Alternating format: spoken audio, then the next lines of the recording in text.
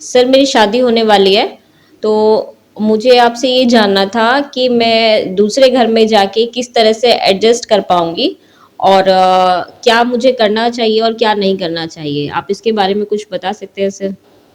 सबसे पहले तो आपका धन्यवाद कि आप बहुत दूर से यहाँ पर आए हो।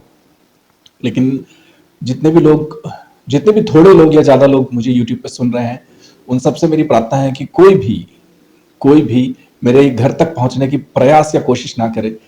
क्योंकि एक तो उसमें आपके पैसे बहुत सारे खर्च होंगे, आपको दिक्कतें आएँगी, फिर आपका समय भी जाएगा। इससे अच्छा ये है कि आपको कोई भी सवाल हो, आप तो वो सवाल आप मुझे यूट्यूब पर ही आप पोस्ट कर दीजिए, मैसेज कमेंट कर दीजिए। अपना मोबाइल नंबर छोड़ दीजिएगा, पॉसिबल होगा तो मैं आपको फ़ोन करूँगा, नहीं तो मेरी टीम में से कोई आपसे संपर्क करेगा और आपकी जो भी समस्या है, आपका जो भी सवाल है, उसका हल निकाल आप तक पहुँचेगा, है ना? तो और जहाँ तक कि आपकी समस्या की आपने बात की कि आपकी शादी होने वाली है और आपको ये थोड़ी-सी चिंता है, थोड़ा-सा भय है कि आप नए घर में जाएँगी तो एडजस्ट कैसे करेंगी?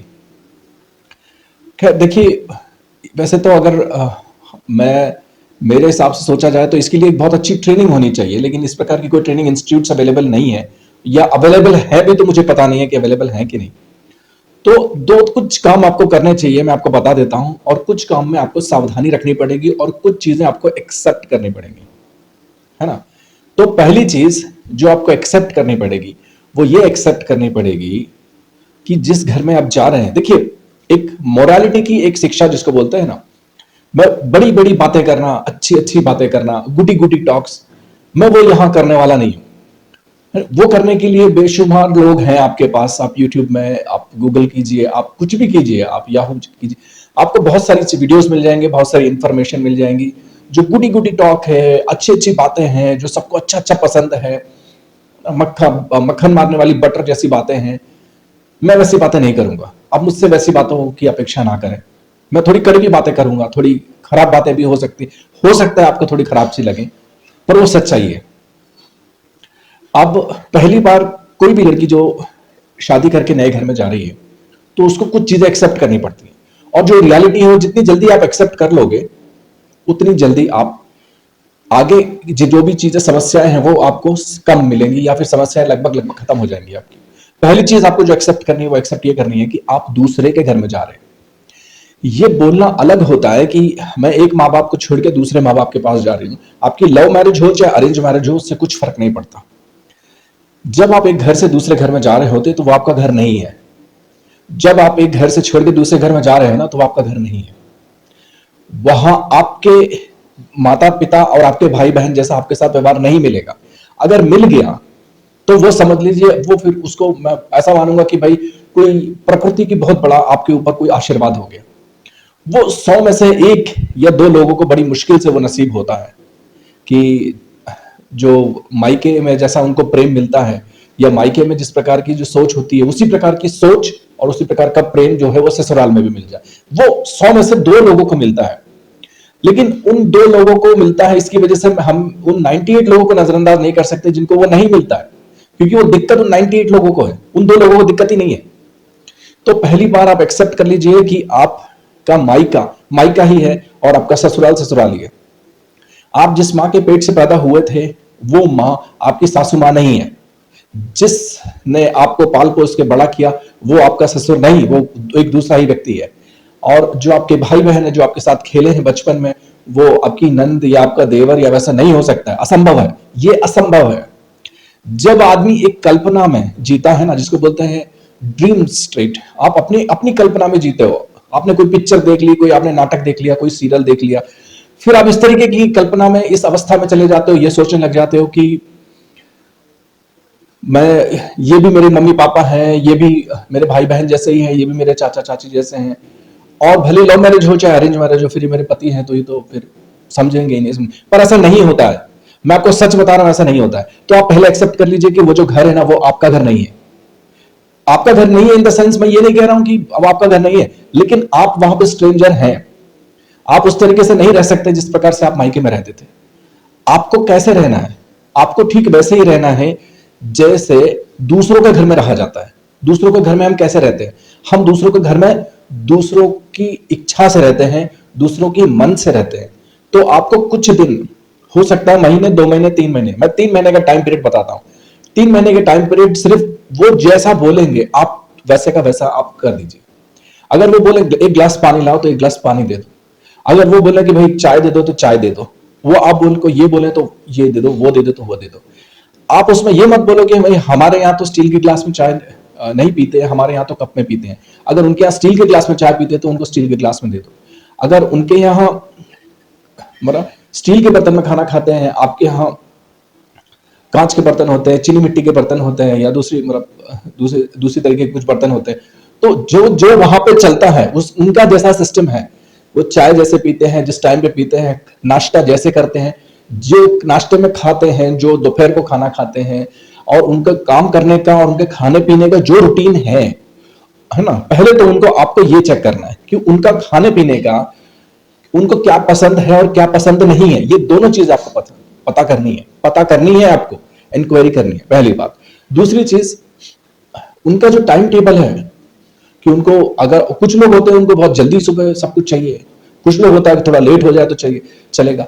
तो उनका डेली रूटीन आप देख लीजिए कि उनको सुबह सुबह जल्दी सब कुछ चाहिए होता है। मान लीजिए अगर उनको सब कुछ सुबह सुबह 7 बजे, 8 या 6-7 बजे ही सब कुछ हो जाता है उनका, और आपकी आदत थी कि आप 8 बजे तक 9 बजे तक बिस्तर में रहते थे, तो फिर आपको दिक्कत होगी ना। फिर आप ऐसा सोचोगे कि भाई आप नरक में आ गए हो। तो आपको वो एडजस्ट करना पड़ेगा, वो आपको एडजस्ट करना ही पड़ेगा, और आप खुद एडजस्ट हो जाइए, क्योंकि वो आपका घर नहीं है। आई एम सॉरी, मुझे पता है लोग थोड़ा मुझे गाली देंगे, मुझे कुछ उल्टा सीधा बोलेंगे, लेकिन ये बात सच है। वो आपका घर नहीं है, आपको वहां एडजस्ट करना पड़ेगा। वो लोग आपसे एडजस्ट नहीं करेंगे। आप समझिए, वो लोग 4 लोग हैं, 3 लोग हैं, 5 लोग हैं, 6 लोग हैं, ठीक है, आपके सास, आपकी ससुर, आपकी नंद, आपका देवर, आपके पति, 5 लोग हैं। ये 5 लोग हैं, वो उस घर में रहते आए हैं बहुत सालों से। वो 5 लोग एक आदमी से एडजस्ट करेंगे कि ये एक आदमी वो 5 लोगों के लिए एडजस्ट करे? आप बताइए क्या सही है? तो ये इलॉजिकल है, कंप्लीटली इलॉजिकल है। फिर ये 5 लोग नहीं है, 5 लोगों के साथ फिर इनके चाचा है, इनके ताऊ हैं, इनके फूफा हैं, इनके मौसा मौसी पड़ोसी, ये वो पता नहीं कौन कौन है, जो जरा सा अगर उनकी लाइफस्टाइल उनको पता है, उनकी पूरी की पूरी लाइफस्टाइल उनकी पता है कि ये इतने बजे चाय पीती है, इतने बार खाना खाती है, संडे को ये करती है, मंडे को वो करती है, और जरा सा अगर उनकी लाइफस्टाइल में चेंज हुआ ना, तो आसपास के लोग उनको टोंट मारेंगे फिर कि क्या बात है, कि बहू आते ही तुम एकदम ऐसे ही हो गई, अब बहू ने तुमको ऐसा बदल दिया, बहू ने बेटे को बदल दिया, बहू ने सास को बदल दिया, बहू ने ऐसा बदल दिया, बहू आने की वजह से इनका घर ऐसा हो गया, वैसा हो गया। तो वो टोंट वो बर्दाश्त नहीं कर पाएंगे। फिर वो टोंट अगर कोई मारेगा ना, तो उसकी वजह से फिर वो आप लोगों पे हावी होंगे, बहू पे हावी होंगे। फिर बहू पे चिल्लम चिल्लाई, फिर गुस्सा, और फिर ये, फिर वो, फिर ये सब चलेगा। इससे अच्छा है कि आप, जब भी दिक्कत क्या आती है भारत के समाज में, कि जब एक बहू इन 5 लोग या 6 लोगों के घर में जाती है, तो वो ये सोचती है कि ये एक बहू जो है ना, वो बहू के हिसाब से, यानी कि है ना, वो नव विवाहिता के हिसाब से ये 5 लोग, 6 लोग, 10 लोग, 12 लोग कन्वर्ट हो जाएंगे, अपनी आदतें बदल लेंगे, अपना खाने पीने का, अपना सोने का टाइम, अपनी पूरी लाइफस्टाइल सब बदल लेंगे, और अपनी सोच बदल लेंगे। और इसको भी ऐसा होता है कि नहीं, मैं उनको बदल दूंगी। और ये सबसे बड़ी गलती है। जो भी नव विवाहिता होती है, जो भी जिसकी नई शादी होने वाली होती है, उसकी सबसे बड़ा भ्रम उसकी जिंदगी का यही होता है कि वो ये सोचती है कि मैं इन 5 लोगों को, 6 लोगों को, 10 लोगों को बदल दूंगी। फिर उल्टा ये होता है कि फिर एक दूसरे पर हावी होते हैं। इससे अच्छा है कि आप उनसे, उनका जो रूटीन है, उनका जो, जैसा उनका, जिस हिसाब से वो खाना खाते हैं, जिसका जितना भी उनका टाइम टेबल है, उस हिसाब, उसको आप जज कर लो, उससे पूछ लो, और उस हिसाब से आप काम करके दो, ठीक। और फिर आपको एक और काम करना है, इस काम के साथ साथ आपको ये भी ऑब्जर्व करना है कि उनको कौन सी भाषा पसंद है और कौन से शब्द उनको पसंद नहीं है। जैसे मान लीजिए आप अपने मायके में, आपके मम्मी पापा के यहाँ जब थे, तो आपके मम्मी पापा के यहाँ आप मायके में आप कुछ भी बोल सकते थे। मान लीजिए कोई भी एक शब्द है कि भाई लड्डू खा लो, लड्डू खा लो, ये खा लो, वो खा लो। कभी कभी होता है, कुछ जगह होता है, कुछ शब्दों का इस्तेमाल होता है, पर उन शब्दों का इस्तेमाल उनको कितना पसंद है या कितना नापसंद है, आप देख लेना। कुछ शब्दों से उनको एलर्जी होगी, और होती है, वो आपको तुरंत नहीं बताएंगे, वो आपको मुंह पे नहीं बताएंगे, वो आपको पता करनी पड़ेगी। अगर आपने ये चूक गए ना कि कौन से शब्द या कौन सी वाक्य बोलने से उनको खुशी होती है, और कौन से वाक्य और कौन से शब्द बोलने से उनको दुख होता है, तो फिर वो आपकी मुसीबत बढ़ जाएगी। फिर आगे जाके मुसीबत इसी हिसाब से बढ़ती है ना।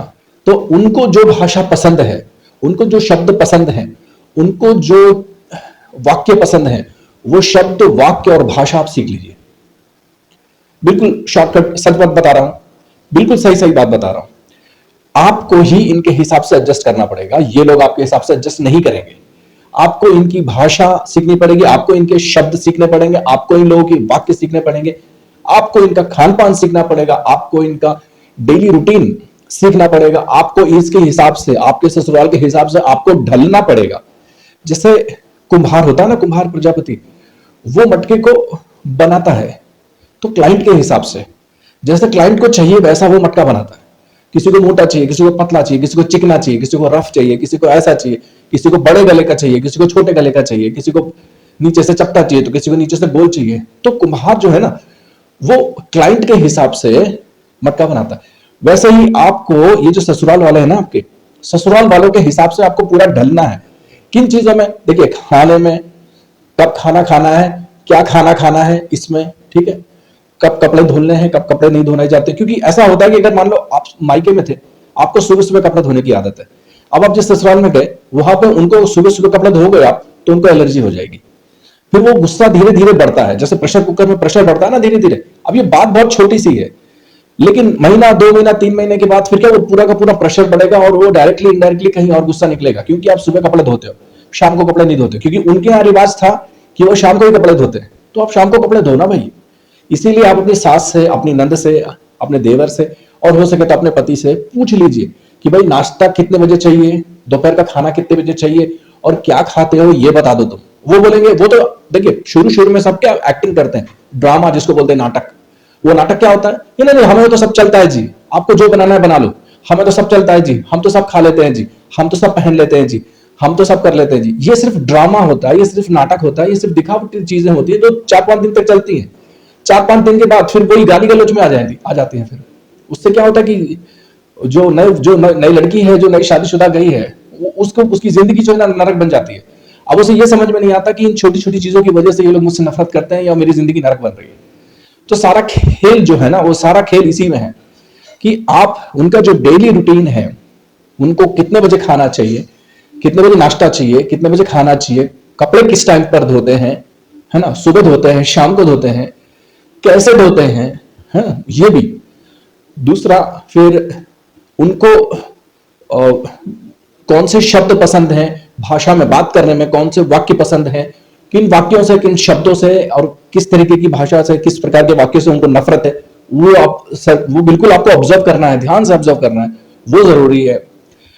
आप जब आप देख लीजिए कि जब आप खाना खाएं या जब आप कुछ कुछ बात करें तो आप जरा ध्यान से बात करें और सबको ऑब्जर्व करें कि आपकी कौन सी बात या कौन से, और आपके जो जिसको बोलते हैं आपके जो डेली रूटीन है, आप जो कर रहे हैं आपके लिए, कौन सी चीज से उनको कुछ थोड़ा सा नफरत सी हो रही है।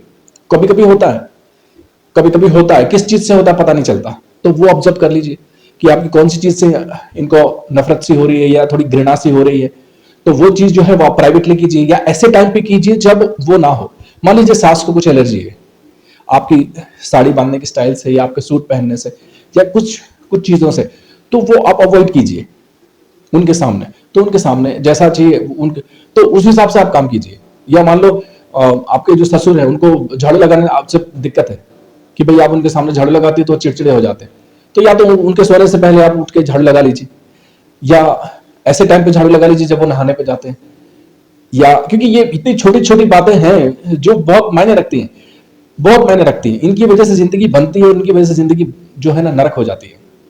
और जब भी आप बात करें, ठीक है, अब मैं आपको कम्युनिकेशन सिखाता हूं अपनी सास से, अपनी नंद से, देवर से, अड़ोस पड़ोस के लोगों से, आपके जो नए रिश्तेदार हैं उनसे।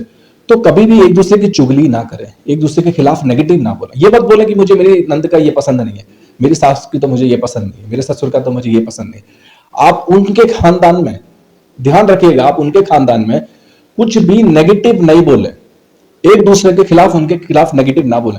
कोई आपको कितना भी कॉन्फिडेंस में लेने की कोशिश करे कि भाभी जी मैं तो आपका देवर ही क्यों नहीं, भाभी जी मुझे तो मेरी मम्मी से नफरत है, मेरी मम्मी ऐसा ही करती है बचपन से, या आपकी नंद कुछ बोले, या आप उनका कोई फूफा हो, उनका कोई चाचा हो, आपका कोई भी हो, वो आए गाली दे, ये करे वो करे, तो आपके सामने आपको ऐसा लगेगा कि अच्छा अच्छा, मेरी सास को तो ये खुलेआम गाली देता है, मेरी नंद को खुलेआम गाली देता है ना, या फिर मेरे पति को गाली देता है, किसी को भी गाली देता है, तो हो सकता है मैं इनसे बात कर लूं।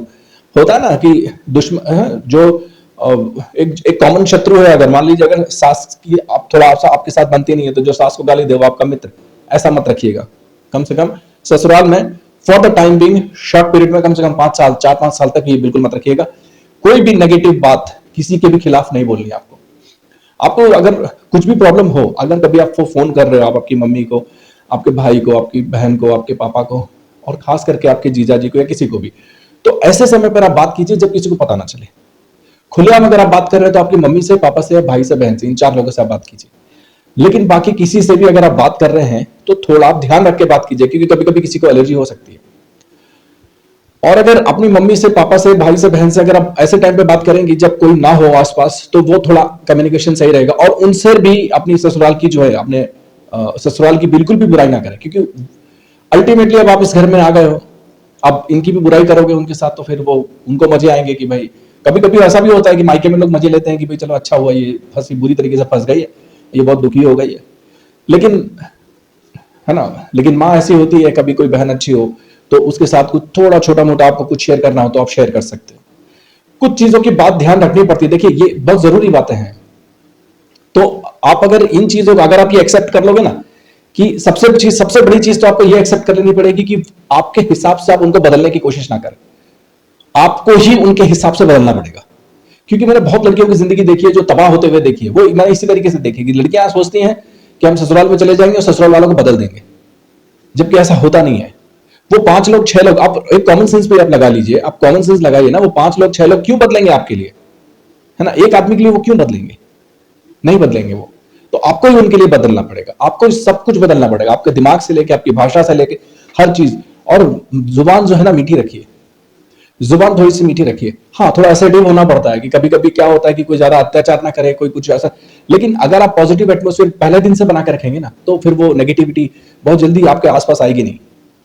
फिर क्योंकि सब शांत है ना, सब कुछ नीचे बैठा हुआ है, आपकी कोई दुश्मनी नहीं हुई, आपने कोई किसी को कुछ ऐसा नेगेटिव बोला नहीं, आपके खिलाफ कुछ बना नहीं। आपकी जितना भी आपका जो किताब है वो कोरी कागज है, तो कोरी कागज पे आप क्या गंदा करेंगे? कुछ नहीं करेंगे।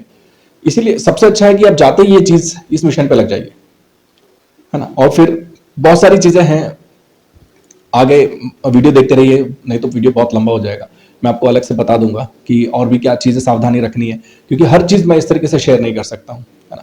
और जितने लोग भी मुझे सुन रहे हैं, कृपया करके आप मेरे पास आने का प्रयास ना करें, और इतना आप अपना पैसा ना खर्च करें, आप अपना समय इस तरीके से आप ना लगाएं। आपके कुछ भी सवाल हो तो आप मुझे अपने उस पर कमेंट्स कीजिए। वो कमेंट्स पब्लिकली अवेलेबल नहीं होगा, लेकिन वो मुझ तक और मेरी टीम तक पहुंचेगा। आपका मोबाइल नंबर सीधे मुझ तक पहुंचेगा, और या तो मैं आपको फोन करूंगा या मेरी टीम में से लोग आपको संपर्क करेंगे।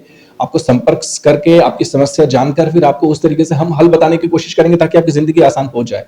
और जिंदगी सचमुच आसान है, आप आसान बनाना चाहेंगे तो आसान बना सकते हैं। धन्यवाद।